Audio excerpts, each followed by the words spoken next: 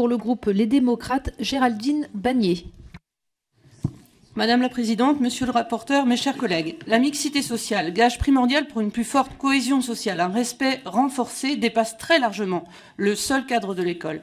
Elle nécessite d'abord et avant tout l'engagement de chacun, chacune au quotidien dans ses choix d'interaction. En outre, une politique d'aménagement du territoire qui lutte très concrètement contre la gentrification, le tri social, la ghettoisation. Une politique enfin qui fasse vivre la mixité par des leviers culturels, sportifs notamment.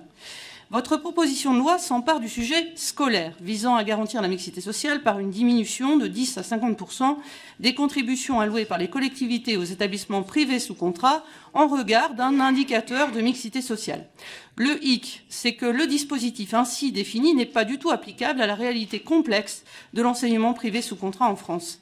Ainsi, pour les communes de moins de 1000 habitants, qui n'offrent parfois par leur histoire que la seule possibilité du privé, avec des effectifs de 15, 25, 45 élèves, l'indice de position sociale peut facilement varier lors du départ d'une génération de CM2 au collège.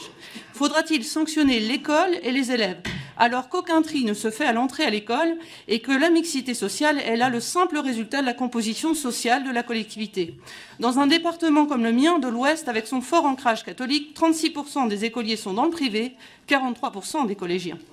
On voit bien que le sujet de la mixité sociale n'y est forcément pas du tout le même que dans d'autres territoires plus homogènes socialement, tels certains quartiers urbains, ou des régions où le privé sous contrat fait vraiment figure d'exception et résulte d'un choix beaucoup plus engagé et d'évitement des parents. Le dispositif proposé est défaillant aussi en ce qu'il néglige le problème de non-mixité sociale susceptible de concerner aussi parfois des établissements publics. Pour prendre des exemples évidents, il y a plus de mixité sociale au lycée privé d'Avenières de Laval qu'au lycée public Chateaubriand de Rennes, ou encore à Henri IV à Paris. Qu'en faites-vous concrètement? On sanctionne le public aussi? Il faudrait plus de transparence sur l'IPS et une analyse à l'échelle des territoires de la progression de la mixité sociale. En mai 2023, le ministre Pape Ndiaye avait signé le plan « Favoriser la mixité sociale et scolaire dans l'enseignement » ainsi qu'un protocole avec l'enseignement catholique pour davantage de mixité. Ces initiatives sont importantes, elles doivent être évaluées et prolongées. Ainsi, il ne s'agit plus de ranimer la guerre scolaire. On doit s'emparer du sujet mixité sociale, d'abord par un pilotage plus volontariste de la diversité sociale au cœur des politiques de logement.